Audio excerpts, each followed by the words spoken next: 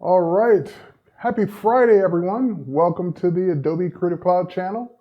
My name is Terry White, Worldwide Design and Photography Evangelist for Adobe, and it's my pleasure to be here streaming to you live on this beautiful Friday afternoon, my time. Today, we're going to take a look at doing portrait retouching. We're going to start off in Lightroom, show what Lightroom is capable of doing. Excuse me. And then we'll jump right into, of course, Photoshop, where I will do the bulk of the work. So for those of you who are new to portrait retouching, you'll probably gain a few more tips than most people. And for those of you who have been doing it for a while, hopefully you'll walk away with something, some insights as well. So with that said, and hello Victoria and hello Yang or Jan. With that said, when it comes to portrait retouching, the goal should never be some giant change. In other words, some big night and day difference. Really, portrait retouching is a bunch of subtle changes to make your portraits look better.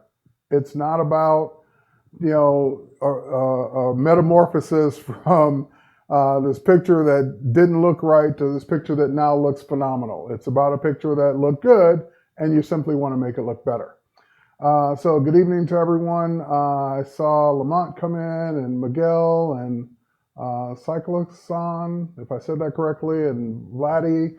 Hello everybody, welcome to this Friday afternoon stream on the Adobe Creative Cloud channel. So without further ado, let's go ahead and jump in. And like I said, we're going to start in Lightroom. I have both male and female subjects that I'll be working with. I'll kind of go back and forth.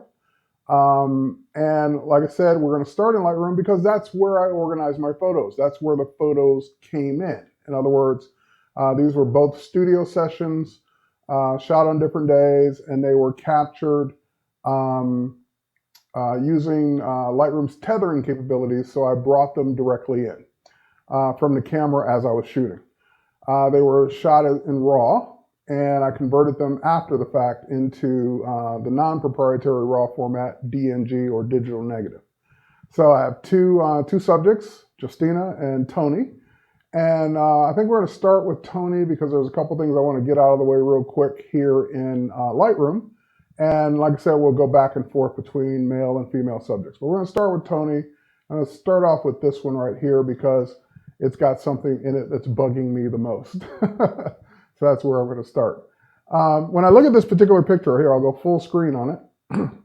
Nice picture of Tony in his one of his tux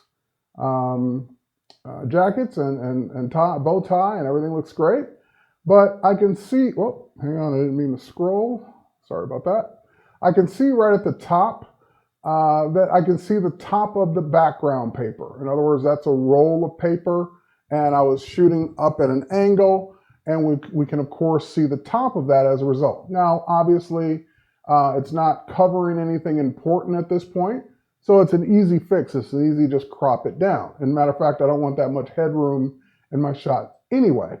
The other thing that's bugging me about this particular shot is I notice even on what should be a white background, there's kind of like a beige tint to it, like almost a yellowish kind of tint. Excuse me. And this is typically introduced when you have lights on that are not daylight balanced. In other words, a light that's casting a yellow shadow on it. So in this case, there may have been an overhead, just regular room light on, even though I was using studio strobes, that's kind of casting that yellow tint. So those are a couple things I definitely want to take care of and get rid of those right off the bat. Not even talking about what's going on with Tony himself, but those are a couple of just photography things I want to take care of. So I'm going to go and jump over to, from the library module, with that photo selected, into the develop module. And once I'm in the develop module, I'll be able to do anything I do here and it'll be non-destructive. So for example, when we're in Photoshop, people like to work in layers and have lots of layers. So that way, if anything goes wrong, they can always jump back. But there's no real need for that in Lightroom because everything's non-destructive anyway. If you ever want to get back, just go back. There's no There's no permanent change to your photo. So with that said, first thing I want to do right off the bat is crop it. So I'll grab the crop feature, and I have two choices. I can either crop it with the original aspect ratio, so that means keep it in the original aspect ratio that came out of the camera, or I could just unlock the lock and crop it free form. That original aspect ratio really doesn't mean much to me on this photo. It's not like I need to keep it a specific size for a specific reason. So for example, I can just unlock the lock and just go ahead and crop the photo down. Now, what I meant by this being non-destructive is as long as this image is here, as long as it's in Lightroom, as long as that I don't, delete it from Lightroom, I can come back to this today, tomorrow, next week, next year, 5 years from now, provided Lightroom is still around, and I can open this photo up in that whatever version of Lightroom is out at the time, and I would always be able to come back and uncrop this image because that data is never really being thrown away. So that's why I prefer doing my initial work in Lightroom as much as I can, so that way, if I ever need to go back, I have the ability to go back very easily. All right, so now that I got the crop taken care of, the next thing is fixing that beige tint that's kind of like coming, especially as we go down the image. Now, that's a quick fix usually with the white balance eyedropper. So if I grab the white balance eyedropper, I can just click on it. And what you would normally point this at is something that is gray. Typically, or scientifically, you're looking for something that is 18% gray. So that's why you see a lot of photographers when they are shooting, or at least one of the shots is someone holding a gray card. That the reason they hold that gray card up is so that the photographer can come back later and click on that gray card with this eyedropper to balance out the photo, to remove any tints or any color or a color cast that might be on the photo. I didn't have them hold a gray card. I don't have an 18% gray to click on. So if you don't have 18% gray, the next thing you should look at or look for is something that's white or black. I take that back. Something that should be white or black. In other words, it may have a tint on it and it may not be white or black in the scene right now. So like, for example, this white background should be white. It's got a beige tint to it, so therefore, that's what I meant by it should be, click on something that should be white or black if you don't have gray. So as soon as I click on it, that kind of removes that tint from it. And if I thought that it could go further, because sometimes correct white balance or proper white balance isn't always the best white balance or most pleasing to your eye, you still have your temperature slider in the upper right corner to adjust the temperature to make it maybe a little cooler. To the left would be a little cooler, a little less beige. So if I go all the way, it starts really getting blue. So that's a little too far. Or if I wanted to warm up the skin tones or warm up the image, then I would typically go more to the right, sacrificing, of course, the suit, the white shirt, and the background.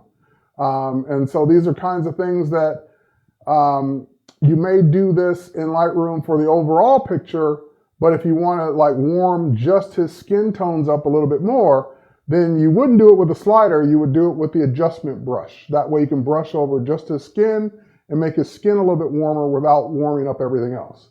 So once again, going from beige to the proper white balance, just to click on something that should be 18% gray, should be white or black. So you always look for a gray first if you have it. All right, Tackle Boys, hello Australia, hello, or Austria, I should say. Hello everyone in the chat. Okay, so now that I got that out of the way, those were the two biggest things bothering me right off the bat with this photo. Now, while we're in Lightroom, let's go ahead and take a look at a couple more things. So Lamont's asking, could I please do a tutorial on photograph organization in Lightroom? Lamont, I've done several, and you can click on or go to terrywhite.tv and see them all. I have a Lightroom playlist with several tutorials, including one I just did on organizing your photos in Lightroom. So your wish is my command. It's already been done. All right, so next thing. let's go in, and you might even do this before the white balance. Matter of fact, I kind of went out of order a little bit. One of the things you might do before the white balance, and so I might end up doing the white balance again, is why I'm saying this, is there's this camera calibration down here at the bottom of the Lightroom Develop module. When I go to camera calibration, it's going to default, in my case, to Adobe Standard. If you shot in RAW, then based on your camera, you will have these profiles to be able to pick from. So I shot with a Nikon, so I'm getting some Nikon profiles to choose from. Shoot with a Canon, you're going to get Canon profiles. You shoot with, a Fuji, you're going to get Fuji. You're going to get whatever profiles are available for your camera. You notice there is one called Camera Portrait. There's also one called Camera Vivid. What are these profiles for? What do they do? What they're designed to do is when you shoot JPEG, the camera is making adjustments to your photo that are permanent to make the photo pop, to make it more vivid, to make the colors more rich, so forth and so on. The problem is those are permanent. Those are adjustments that once they're made in the actual file in the camera, nothing you can really do about it to take it off. That's why a lot of photographers like to shoot in RAW, because there are no adjustments made by default. You make the adjustments whatever you want, and therefore they are not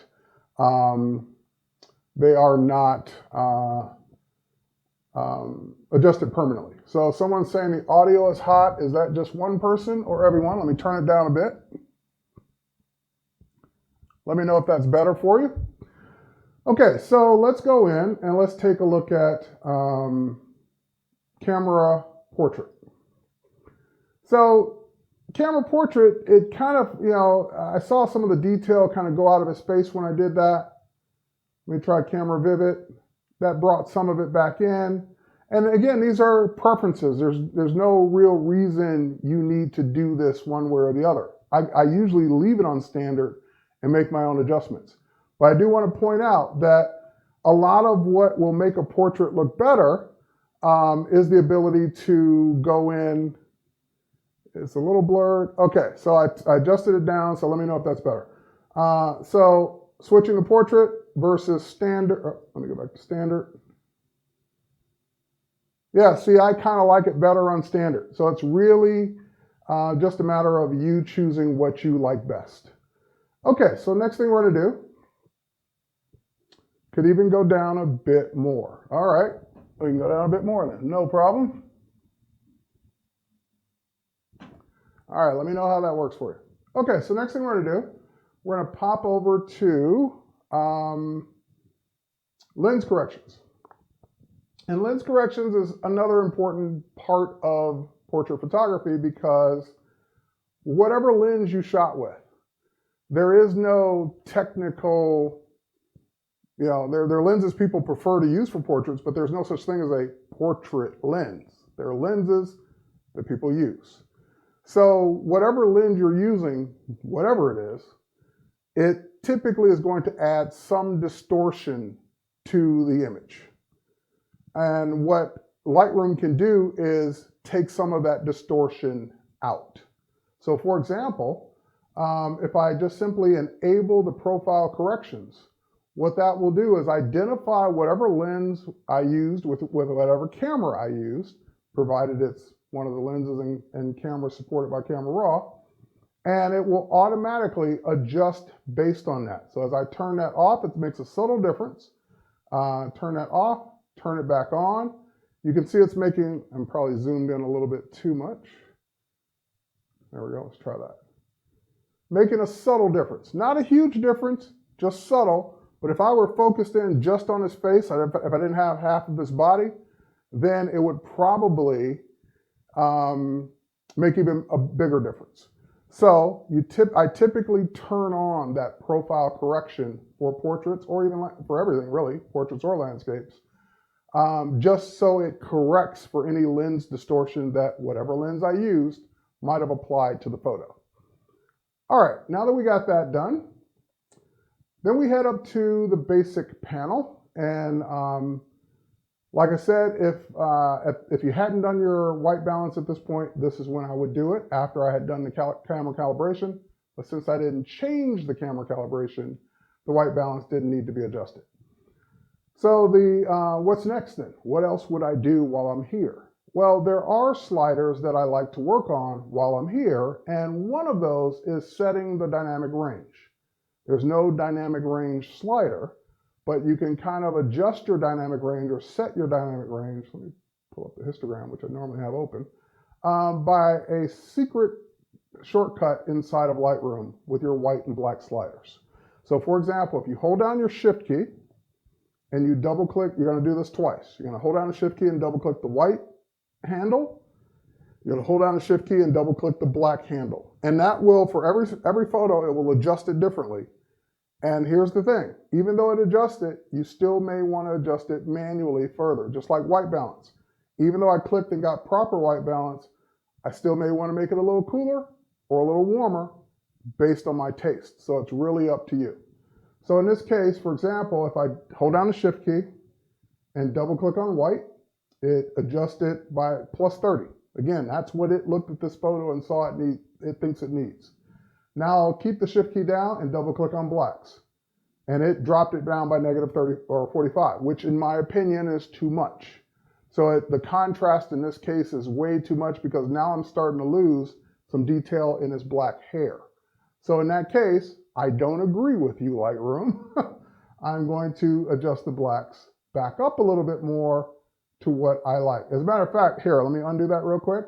It even created some clipping in the shadows. I can see that right here where it adjusted too far. So I'm going to just go ahead and bring that back up and to where I can still see that detail in his hair again, maybe right about there. And same thing on the highlights are blown out just a little bit, or clipping just a little bit. I can just go ahead and pull those back down. So now I've got the contrast and dynamic range pretty much exactly where I want it to be. Next up, two more things. If I did want to adjust more contrast, I would do it. Exposure's fine. I don't need to adjust the exposure, but I could. Two more things I do adjust usually on every single portrait. Two things: Vibrance and Sharpening. The reason I do Vibrance is because I've yet to meet a photo that couldn't be a little bit more vibrant. So Vibrance is kind of one of those, why not? If it's going to make it look, again, I'm just talking about a very minor adjustment, not a big adjustment one way or the other. So just making the photo, and he's wearing black and white, so it's really not going to make that big of a difference here. And Vibrance also usually doesn't do that much to skin tone. So it's really not a lot in this photo to make more vibrant. But if they're wearing colors or there's a color background, anything like that, Vibrance usually will help you out a little bit. So in this case, I'm not going to take it up by that much because there really isn't much to do here. Now, I said one more thing. I said two things. So Vibrance was one. The other one is Sharpening. Now, you will get people that will argue, oops, sorry, I didn't mean to do that. You will get people that will argue one way or the other when to sharpen. You will get people that tell you, absolutely wait to the end, do your sharpening last. And you'll get people telling you, absolutely do your sharpening up front. And you'll get people telling you, do your sharpening whenever you remember to do it. It doesn't matter. And I'm not going to fall into any one of those three camps other than here's why I do it in Lightroom first. I do it in Lightroom first, and I'm not saying you shouldn't wait till the end. I'm not saying you shouldn't do it in the middle or whatever. I'm saying at some point you need to sharpen. And the reason I like doing it up front in Lightroom, two reasons. One, so I don't forget. Two, so that, because when I do it in Lightroom, Lightroom does a really good job of sharpening because it has a preset for it just for people. So for example, there's two sharpening presets built in. There's one called Sharpen Faces and one called Sharpen Scenic. The way I like to look at it is, this one's for people, this one's for everything else. So if you have a photo that doesn't have any people in it, use the other one. If you have a photo that has people in it, use this one. That's the easiest way to remember them. And they're under the Lightroom General presets. When I click this, it will not be a big difference. It will be a very minor, small amount of sharpening. The reason I like it in Lightroom is because Lightroom, let's see here, let's get to the mask. Lightroom has sharpening that when I clicked on a preset, it just moved these sliders by these amounts. You notice there's a slider here for masking. That is something that happens automatically with this particular sharpening, where it knows to sharpen things that aren't skin. That's why there's one specifically for faces. Let me prove it to you. I'm going to hold down my Option or Alt key and click on the, I'm holding down the Option or Alt key and holding down the slider for the masking. You'll notice that his skin is, I'm trying to think of the easiest way to explain it. Everything in, should I do that right? There we go. Everything in white is being sharpened. Everything that's in black is not being sharpened. So it auto-detected his face and decided what areas of his face should be sharpened, leaving his forehead alone, leaving under his eyes alone, but sharpening his mustache and his teeth and his beard and his hair and things like that, and the edges of his jacket. So it's a more intelligent sharpening for people that I like. And if you want to adjust it further, of course, you can adjust the slider and either make it very specific to certain areas or more liberal towards other areas, like go ahead and sharpen more. It's okay, it's fair game. So that's why I really like doing the sharpening in Lightroom, even if I'm going to do more sharpening later. That's why I prefer doing it here up front. Okay. So I said that this was going to be about retouching inside of Lightroom and Photoshop. So let's go back to, there we go. So let's get to a comfortable zoom level. Now, there are certain things that I normally will retouch off of a person's face. And what I mean by that retouch off of, I mean remove. I remove things that are temporary, meaning blemishes, makeup that went astray, pimples, things that wouldn't be there in 2 weeks. In other words, that's usually the rule of thumb. If it's something that's temporary, that wouldn't be there 2 weeks from now, or something that you really never notice when you're looking at the person in person, then I think that's fair game to retouch. What I tend to stay away from, which I think is on the other subject, are things that are subject to be a part of that person's identity, such as a mole or a beauty mark. Unless they specifically tell you to remove it, those are things you should probably leave. So for example, he's got a couple of blemishes right above his head up here. He's got one over here. He's got one here. Those are the kinds of things I would go after. He's got a very distinguished face. He's, got that 5 o'clock shadow going on here. So not going to shave him or do anything like that because there would be a lot of work to do. But there are a lot of little things that I would probably go ahead and do. Now, can I do those things in Lightroom? Yes, you can. Do I do those things in Lightroom? No, I don't. And here's why. In Lightroom, you don't have a spot removal tool. I'm sorry. You don't have a healing brush. You have a spot removal tool. The spot removal tool is this tool right here. You can get to it by hitting the letter Q. The way this tool works is when you click on it and move it towards your image, you can either just click, because what it was originally intended for was literally removing sensor dust or spots in the actual lens or things that were on a photo that you wanted to remove across a bunch of photos because it was in the same spot on every photo. But you could use it for retouching, especially now with the more improved spot removal tool. It's no longer just for circles. So for example, if I were to click right now, let's go ahead and zoom in a little bit more. Okay, if I were to make this a little smaller, and I were to click right now, it will use an algorithm to, and I like to say randomly, pick a spot to clone or heal from. Now, you can do one of two things. You can hit the / key on your keyboard, and every time you press that key, it will pick a different spot to pick up from. Or if you say, no, I don't even want to waste time with that, I'm just going to tell you to pick up from right there. You can pick up and move it around. and that's where it will heal from. Does that work? Yes, it does. Does it take way too much time? Yes, it does. So if I only had one blemish or two blemishes to remove, then this is fine. If I got a lot of work to do, this is going to take forever. So for example, let's say I want to get rid of this hair that's extending out. Well, what I could do, instead of you making a bigger circle, I'm actually going to make a smaller circle, and I can actually paint with it now. You can actually drag it in a non-circular fashion. So when I let go, it just picked up an area right above it, maybe a little too close to it, and I can pick it up, move it around. So yes, it kind of works. Yes, it does work, but it's just not the most efficient way to do it. Same thing here. I can kind of do that in whatever shape I want, and it will pick up that shape and pick it up from a different area. So the best part about doing this in Lightroom is that this is all non-destructive. I can come back in here and delete or get rid of any of these points and put because it's not really permanently changing these pixels.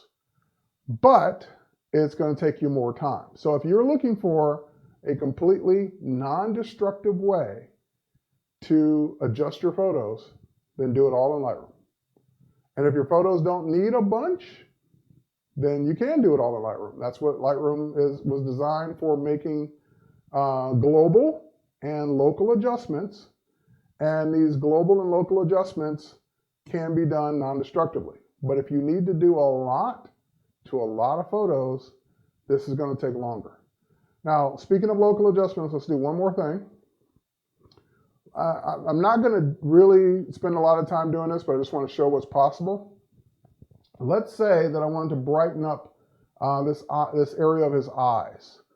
There's a little bit of shadow going on here. His eyes are a little dark for my taste. So obviously, if I go to the basic panel and adjust exposure, I'm adjusting exposure for the entire photo. That's too much. So what I'd rather do is go to the adjustment brush, which is in the upper right-hand corner. And with the adjustment brush, then I can just simply click. And now with the adjustment brush, it gives me the ability to adjust any of these things locally. So what I meant, remember when I said, if I set the white balance, but I still wanted to adjust his skin to be a little warmer, then I can adjust the temperature to be a little bit warmer and paint over his skin. That's what I meant by that. You also have presets, so I can go to exposure, contrast, highlights, shadow, so forth and so on. So I'm going to go to exposure, and I'm going to make the exposure a little lighter. Now I have a brush, and now I can just brush exposure over his eye and make his eye a little brighter. Same thing over here. I can go to this eye and make that eye a little brighter. Now, if that's too bright, not bright enough, this is the thing I love about this, is because this is all non-destructive, that little point that it left behind, that's my control point. So as I hover over it, it even shows me what area I've done. Now he's looking like a raccoon. It's just a little bit too bright. While that point's selected, I can make his eyes brighter or, of course, less bright. So if I overdid it with the initial number, like I guessed too high, I can dial it up or down after the fact. And I can even get very precise and type in a specific number that I want. And that will give me the adjustment that I'm looking for on his eyes to make them slightly brighter, a lot brighter, or barely brighter than they were before. So let's say I want 0.2. All right, so now his eyes are brighter than they were before. And I can go ahead and do a before and after. So before, that's a little darker, after, a little brighter. Subtle difference. And I can add a new control point. So if I said, hey, that's for the overall eye, but I want to make his iris or his pupils a little bit brighter, I can just click New. And now, make the brush smaller. And now I'm making another adjustment in just this area of his eye. Very subtle adjustment there. Same thing over here. Can barely see any difference right now. But now that's a separate adjustment. Oh, you can see a big difference. Sorry. I had to wait till it was finished. So same thing. That's too bright, but at least it lets me see where I missed. So let me go ahead and finish it up.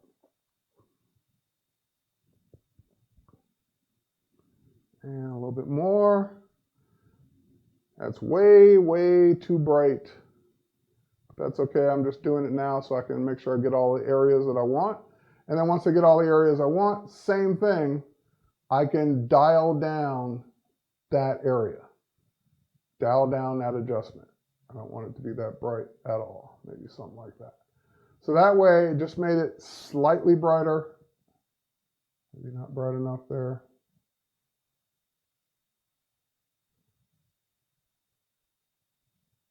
Slightly brighter in his eyes, overall, slightly brighter inside of his iris or pupils, just where I wanted them to be. Okay, and so if we zoom out, very subtle change whatsoever. You wouldn't even know I did it, looking at it zoomed out. But that's what retouching is. It's a lot of little changes. What setting is this under? This is under the basic panel for the adjustment brush. So I was in the adjustment brush, and then I was on exposure for the adjustment brush. That's what I was on, Mitch. All right, so, okay. So that's what I meant by, yes, you could do all of this in Lightroom to a point. Everything is non-destructive. I can go in and delete any of those adjustments, delete those control points, readjust those control points, turn those control points back down, uncrop the photo, change the white balance, and I haven't touched the photo at all. This is all in metadata inside Lightroom. However, if I now want to do something that Lightroom can't do, for example, there's no Liquify in Lightroom. So where he's got a few wrinkles on the side of his jacket, there's just no way to fix that in Lightroom. No effective way to do that. I would have to go to Photoshop to do that kind of work. So Mitch is asking again, how do you get to that? You click the adjustment brush and it will pop down, and then you start brushing with the adjustment brush. That's how you get to that in the develop module. Okay, so now that I've got that, and I gave you an example of what I would need to do that Lightroom can't do, now this is when it's time to go to Photoshop. Lightroom can't do layering, it can't do compositing, it can't do things that actually physically adjust pixels. It can do all that nice non-destructive stuff, but it's limited in what it can do. So here we are. Let's go ahead now and pop over to Photoshop. So how do I get to Photoshop? Typically, when I'm done making all my adjustments to my photos, I would right-click and edit in Photoshop, or just Control or Command E, depending on your platform. So that will now, because I'm in a RAW file, it will take that RAW file and copy it into Photoshop to open it, to work on. That was Lightroom, correct. Now, for people saying, oh, that's Lightroom. Well, I could have done everything I just showed you in Camera Raw in Photoshop. Camera Raw has an adjustment brush. Camera Raw has the same exact adjustments. It has Photoshop has a non-destructive crop, but I could have done everything I just showed you that we did in Lightroom in Photoshop. So just because you say, oh, that was Lightroom, you can't do it, you can do it, but you would have to do it inside of Camera Raw. Okay, so now we're here in Photoshop, and what do I do? What do I do first? I'm going to tell you what you should do first, not what I do first. What everyone will tell you to do when you start retouching in Photoshop, first thing I'm going to tell you to do, make sure you duplicate the layer. The background, make sure you don't retouch on the background. We make jokes about it all the time. And the reason they tell you to do that, here, let me do it first so I won't forget. Take the background and drag it down to the new layer icon, or hit Command J, or 5 other ways to do it. But once you make that copy, now anything you're doing it in on the copy. You're not doing it to the original background. So that, and they're telling you that. So if you make a mistake, you have the original to get back to. Here's why me personally, not you, why I don't do that. I don't worry about duplicating the background when I first start. I have the original. If I ever need to get back to the original is in Lightroom. I don't need a duplicate of the original because I have the original. I opened up a copy to begin with. So in theory, I already duplicated the layer because my original is back in Lightroom if I ever need to get back to the original. But if I didn't have that original back in Lightroom, then absolutely yes, you might want to duplicate the layer so that way if you make a mistake, you can get back to it. So for the sake of argument, for the sake of good teaching, duplicate your background so that in case you make a mistake. Okay, now I'm going to use that as my before and after, but you would do it in case you make a mistake. Okay, so next thing we want to do now, so we kind of got a lot of the stuff out of the way. We cropped it. Notice it opened up with all the adjustments we already made. Kind of lightened his eye a little bit already. We fixed the color cast, and now I'm interested in some of the wrinkles in the sleeves on this tuxedo. So what I want to do is be able to adjust those. And the best and easiest tool to do that is Liquify. It's a filter. Now, I just want to point out, I'm not going to do it in this case because, again, I'm going to be doing some more things later. But if you want your Liquify to be non-destructive, then what you would do first is go up to the filter menu and convert this duplicate that you just made for smart filters. That will basically turn it into a smart object. That way, when you run the Liquify filter after you do this, it will be non-destructive. I'm not going to do it that way for some reasons that are yet to come, but that's the way you would do it to make any adjustments you make non-destructive. All right, so I'm going to go ahead and do Liquify. And now that I'm in Liquify, I can do a few things. First of all, Liquify is now face aware, and we can play around with this just as a kind of a fun thing to do. Like, for example, it detected his face, and I can do things like make him smile more just by dragging that slider. It's really fun to do that.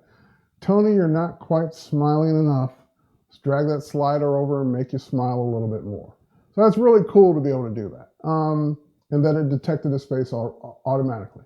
So things like eye size, we can make the left and right eye independently bigger or smaller now. And that independent, by the way, is new. When Face Aware Liquify first came out last year, it was, you could only do both eyes at the same time. You couldn't do one or the other. All right, so that's not what we came here for, but I just wanted to point that out. That's kind of fun to work with. So next thing we're going to do is, so Kathleen is asking, do I prefer Lightroom to organize my photos or Bridge? I prefer Lightroom. I haven't used Bridge to organize my photos probably since Lightroom came out 10 years ago. So Lightroom. All right, so we see some wrinkles down this side and a couple on this side. So how do we adjust those? I'm just going to go ahead and we'll switch over. Let's see if you guys can see this. There we go. We'll switch over so you can see my tablet. And I'm already in the warp tool, which is the tool at the top left. It comes into that by default. And we're just going to pull some of these more exaggerated wrinkles in. Now, we're not going to get rid of them completely. We're just going to make them stand out more. And sometimes we need to pull out instead of push in. All right, there we go. Same thing here on this side.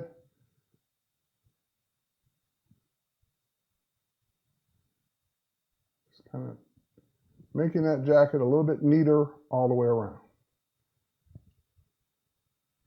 Tony looks like he's the kind of guy that doesn't buy off the rack. Custom made suit just for Tony. All right, there we go. And we can even do it on the inside. We just got to be careful. That brush a little smaller there to not distort the pocket on the jacket. There we go. All right. A little bit bigger.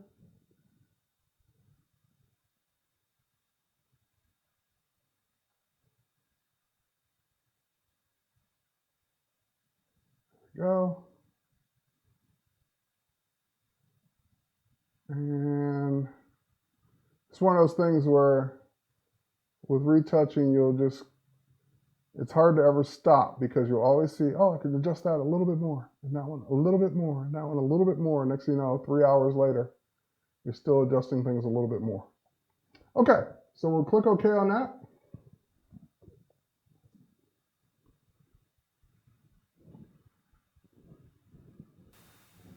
And let's see our before and after. So before, Look at the amount of wrinkles and after. Look at how much smoother that is. I see one more I could have done on the right, but you get the idea.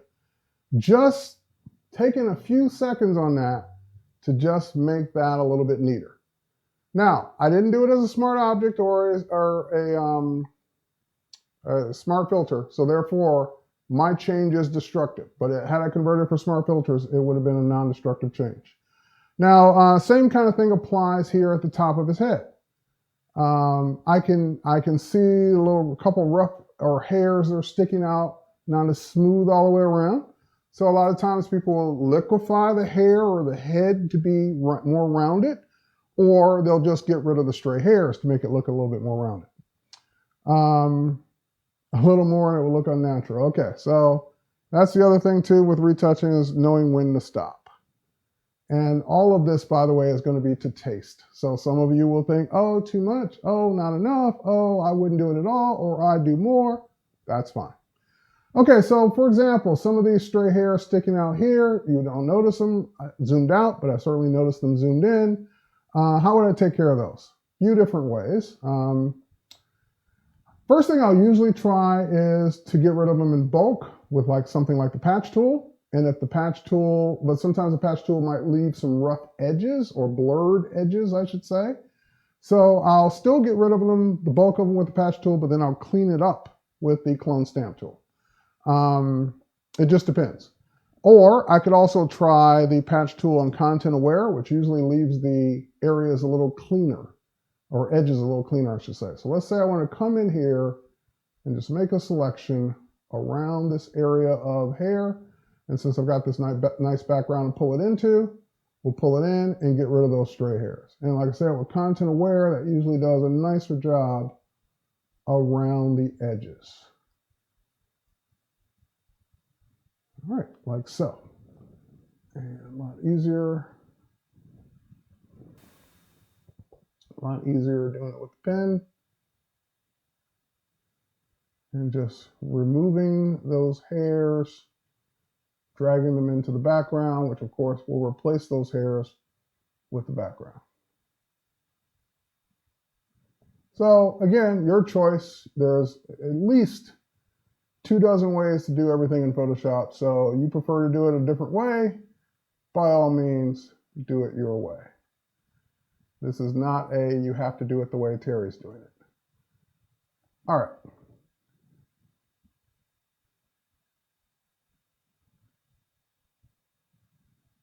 You're a little carried away here. Okay, so now sometimes it's a matter of the hair. Like if I remove this part up here in the upper left corner, then I'm going to create a whole new problem of then I have to keep evening it out all the way around. So what I really need to do is I don't need to remove that. I really need to fill more in. So in that case, what I'll do is switch to the clone stamp tool in this case, and we'll make our brush a little bit bigger. And we'll come right to this edge right here that we already have, hold down the Option or Alt key and click. And now I can go ahead and just fill that area of hair in to kind of smooth that out a little bit more. Now again, you don't really have to worry too much about the edge because we're zoomed in so far, no one will really see it anyway. And the same thing on the way out, since I'm here, we'll click. And if I want to clean up some of these edges with the clone stamp tool and a brush or brushing, I can do that as well. All right, just couple little subtle changes to Tony's hair. Okay, so next thing we're going to do, we're going to switch over to, let's get this in an area where you can see it. We're going to switch over to one of my favorite, I couldn't imagine life without it, spot healing brush tool. And with the spot healing brush, I'm just going to go in and kind of get rid of some of those blemishes I talked about at the very beginning of this stream. Things that we don't notice in person, things that are temporary, things that we probably would say, oh my God, you've got a blemish there? I would have never seen that. Because when you're staring at a photo, you're staring at a photo. You don't usually stare at a person in person and notice these things. And if you are, you're creepy. Just saying. So I see things on Tony right now that I never would have noticed in person. And like I said, I'm not going to shave, but there are a couple little gray or white hairs that are standing out a little bit more than others. So we're just going to go ahead and blend those in. Again, all this down here is fine. It's just the little stray ones that are sticking out, or standing out, I should say. We'll go ahead and take care of some of those. All right. All right, then we make our way down. Now this little dip in his shirt where the opening came open a little bit more than I would like, it's bugging me a little bit, but it's not the end of the world. And that's the other thing with retouching. You have to ask yourself, the time it would take to do that and correct that and make that look right, is it worth the amount of time that it would take to do it? And if you're retouching this for the cover of a magazine, probably it would be worth the time to do it. We're retouching this for Tony probably doesn't care. All right, they are manly. Yes, they are manly. Oops, sorry, didn't mean to leave that there. Okay, so, but it does create a challenge though. Like, how would I do that if I did want to blend that down? Would I try and push it down with, I'd probably clone it. I'm just, because sometimes I look at something as, I don't need to do it, but if I were to do it, how would I do it? And I'd probably just clone this, since we have this nice line here, I'd just clone this line all the way up and then blend this down. That's probably how I do it. I'd have to see how that would work. So let's see how that would work, because now I'm curious. Let's go to the clone stamp tool, make our brush a little bit bigger. Give myself enough room to clone with.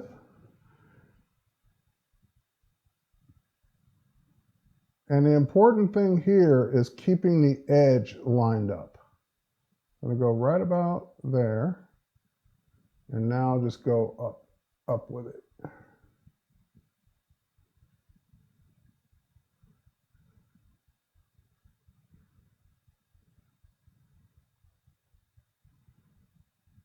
Yeah, it starts to get funky at the top there. Hang on. Maybe come back down here a little bit more.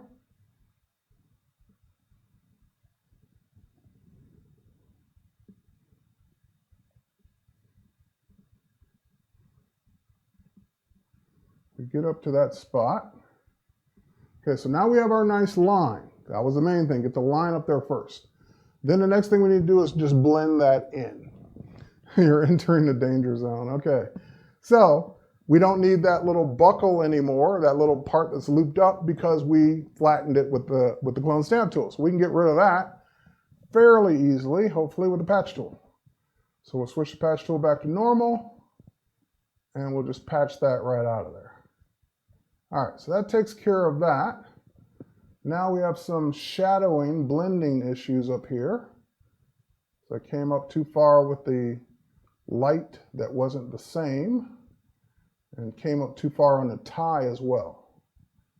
So I can either patch those out, or you know what, be easier than that. Why don't we history brush those out?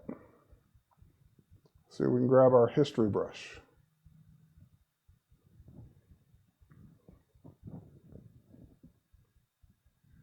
We can just go ahead and blend that back in.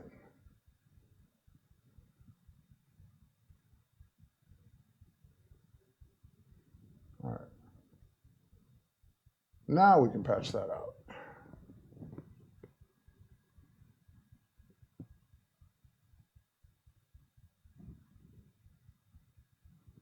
And this is what I meant by, was this worth the time that's taking me to do it? If you've got the time, go for it. If you don't have the time, then it probably wasn't worth the time. But, not bad. Not bad. And see, then you go down that hole of, well, that button on the right-hand side of where I'm looking right now, that middle button is lifted up a little bit. How long would it take to fix that button or duplicate one of the other buttons in its place? Probably easier to duplicate one of the other buttons in its place, but then you go down that rat hole of, Is the time worth fixing it?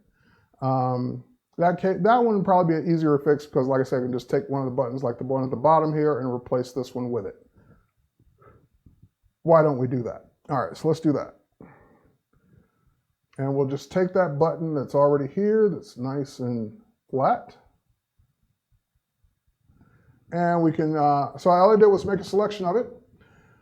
We'll hit Command J, duplicate it onto its own layer. So now I have layer 1, which is really just the button all by itself. We'll switch to our move tool and we'll just move that button up.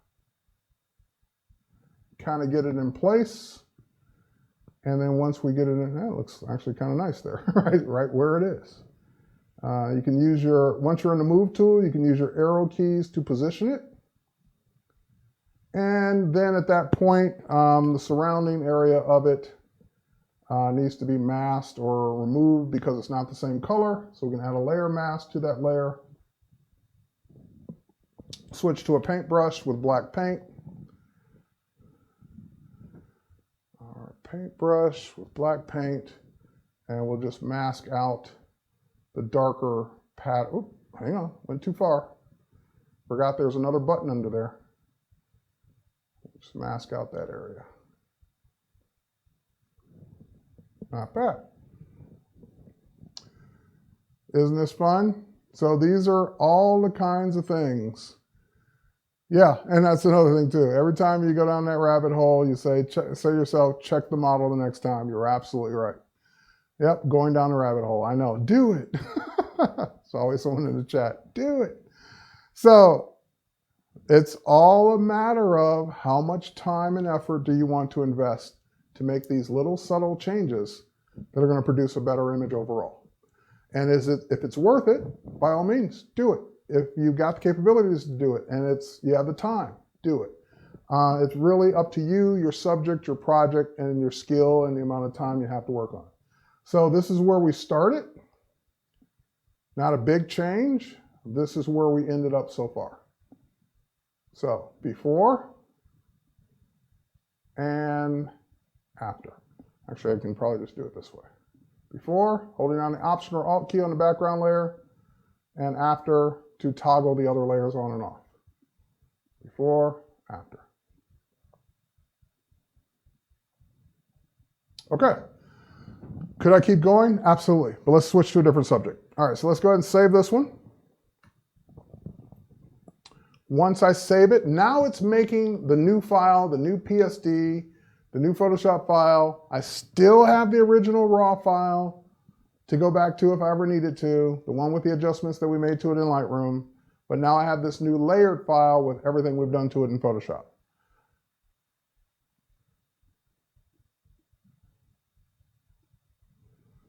John, I appreciate that. Definitely not worth the time. See, Michael, it depends on whose time you're referring to. Probably not worth your time, probably not worth my time. But someone out there is saying, absolutely, it's worth the time.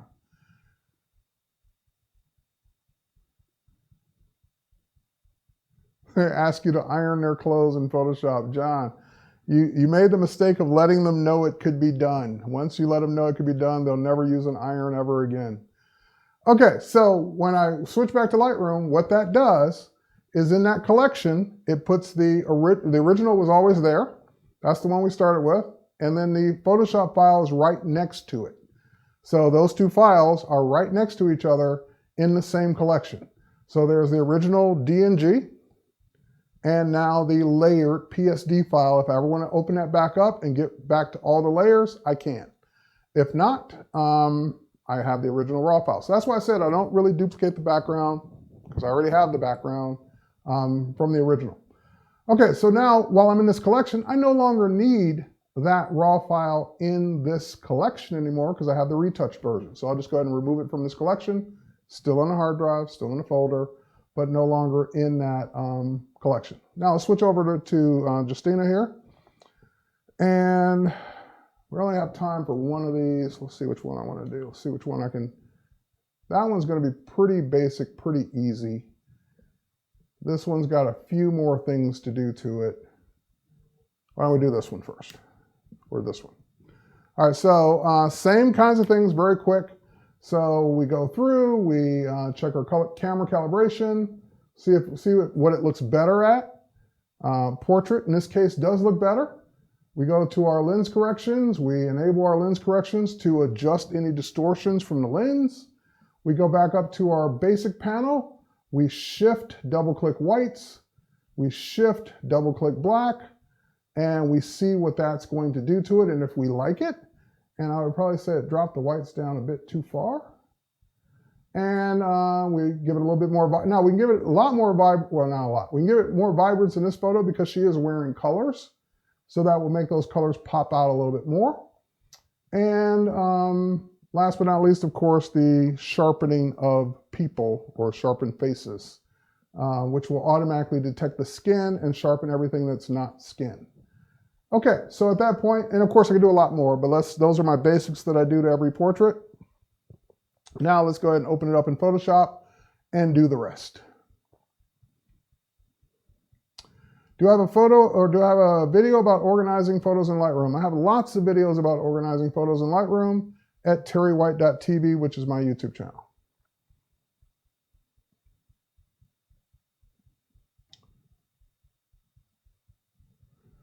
All right, so the question is off track a little bit. Am I using OBS? No, I'm not using OBS. I'm using Wirecast. But if I were using OBS, OBS does have a chroma key filter as well.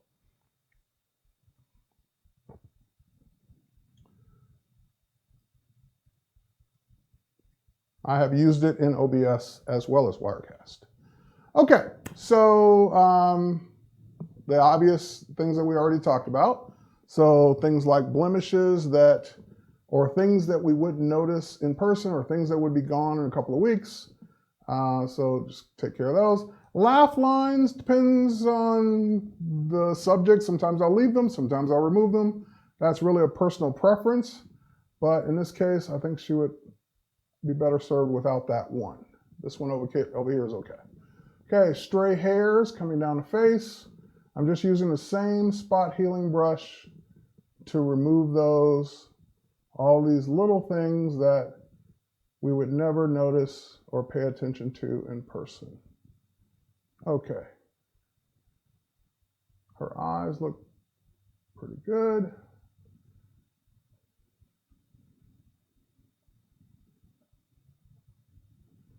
And I see some stray hairs coming off the neck here, so I would go ahead and either remove those with the same technique we used before. So let's go ahead and switch over to patch tool with content aware enabled so that it will not leave those blurry edges that I hate.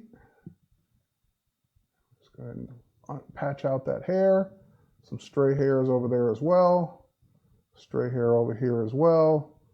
Just patching out some of that stray hair. Now the ones on the ear, obviously I can't patch out that way. So if I really cared about those stray hairs on the ear, then I would go back to the spot healing brush and painstakingly heal them out hair by hair.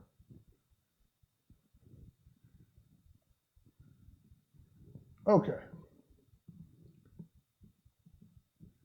Still see a stray hair coming all the way down there. Now I'm kind of rushing through this one because we covered a lot of what I'm doing already. I'm going to do two things at the end. But before we get there, let's go ahead. Now, like I said, we did sharpening before, but in this case, she's wearing a lot of jewelry. She's got the tiara or crown on, and her eyes obviously could be a little sharper. So in that case, what I usually do is sharpen those things individually using the sharpen tool. So the sharpen tool has come a long way over the years. It's got a new protect detail, which makes it work phenomenally well. You can just go ahead and sharpen those eyes up. Oop, that's probably overdoing it. Here, let's duplicate the layer, and that way we can do our before and after. All right, there we go. So all the things that I want to be a little sharper, jewelry, even the lips, the gloss there, the crown, earrings, rings on the fingers, little ornaments on her outfit, anything like that that I would want to stand out and be a little sharper, I would go ahead and give it a few brush strokes with the sharpen tool.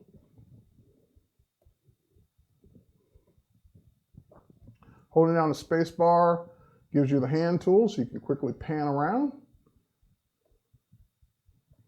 I think I saw some ornaments down here. Yep, some little roses here. Go ahead and make those a little sharper. All right, let's zoom out. And let's zoom back in up here. And now let me show you what the difference the sharpening did. So that's sharpened. It's unsharpened. Let's zoom in a little bit more. So unsharpened, sharpened. Not a huge difference, but if you look at this eye right here, you'll be able to see it go on and off. That's on. That's off. Just making that eye a little sharper, making everything a little sharper in the photo. Okay, so next up, I saw something down there that I wanted to do. Under the arm there, I think I saw a crease or a line. Let's go ahead and take care of that.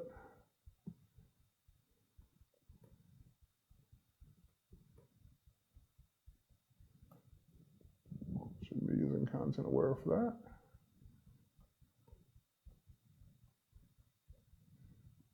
All right, let's get rid of some of those extra creases, extra lines there. Okay, good. And so 2 things left. Liquify and dodge and burn. So I usually use dodge and burn to add a little bit more contour.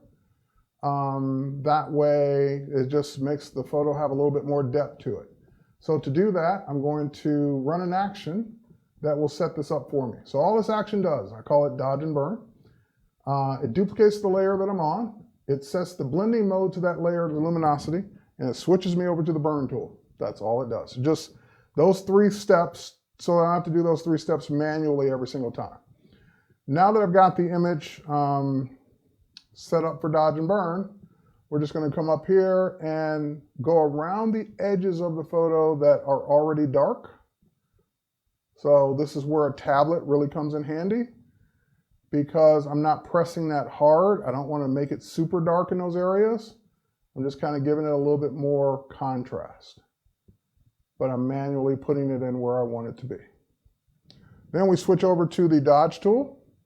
And once we're in the dodge tool, we can do things like make those areas a little bit lighter, make that area stand out a little bit more, that area, so forth and so on.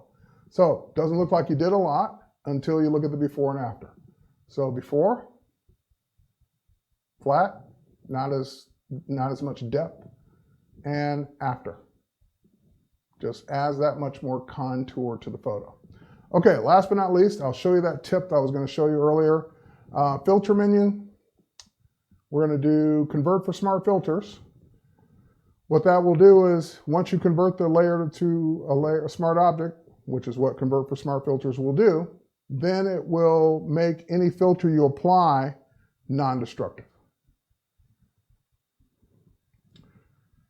Takes a second or 2 to do that, especially on a high-res file like this. This is from a 36 megapixel image. All right.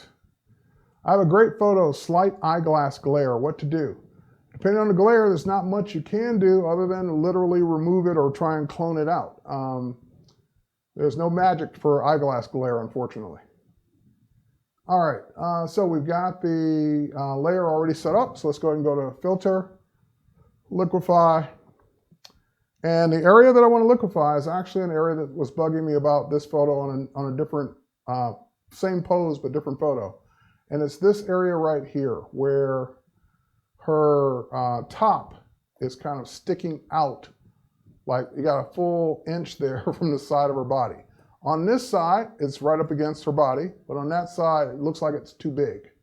So what we're going to do is grab our warp tool, and I have to zoom out a little bit here. The problem with this one is that the other one that I did was a little easier to fix. This one, because it's so contoured the way it is right now, I don't want it to be as noticeable as it looks like it might be. So let me try it first. And I'm just going to go ahead and push this in. Might have to do it all the way down to make this work.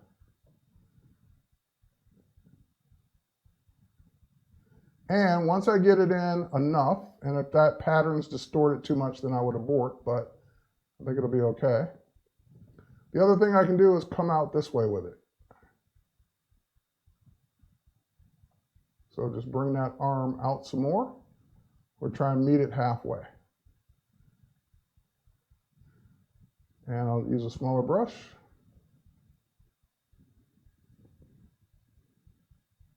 There we go.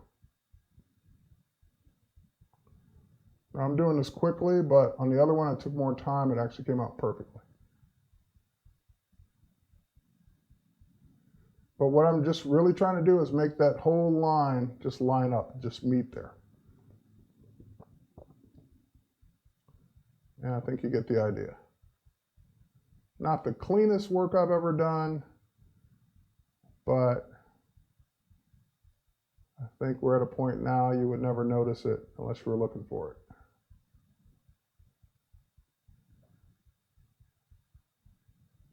All right.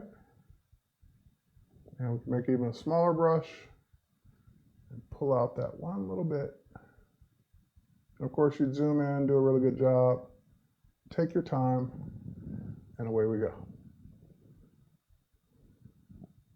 Now, because I did that, and the other layer is turned on. Because I did that as a smart object or a smart filter, I can always come back in and continue liquifying that or adjusting it or turn it off. Get to the before and the after. So that's just cleaning that up a little bit, especially in fashion photography. Things like that matter. And you want to just have the clothes look like they were made for the person and make them look like they perfectly fit. So we don't want any big gaps, no big wrinkles, nothing that makes it look like, oh, that's really not your size, is it? So we want that to really fit. Now, because I was only concentrating on one area, I missed another area, so I can double click, get right back to Liquify. And we're on the warp tool already. Make our brush bigger.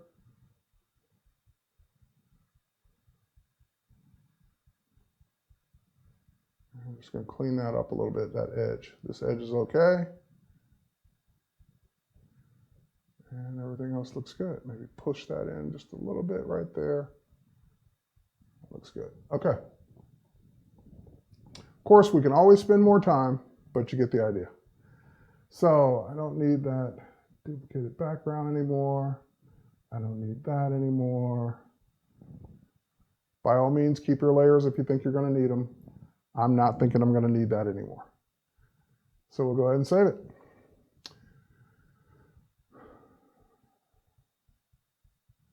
Kathleen, yes and yes. So this was a raw photo, and yes, I shoot raw probably 99% of the time. Very rarely do I ever have my camera in JPEG. How long am I streaming today? I'm done. So went a little bit more than I wanted to, a little bit over an hour.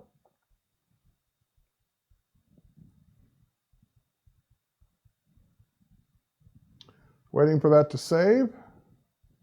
More layers you have, by the way, the longer it's going to take to save, especially on these big megapixel files, multi-megapixel files.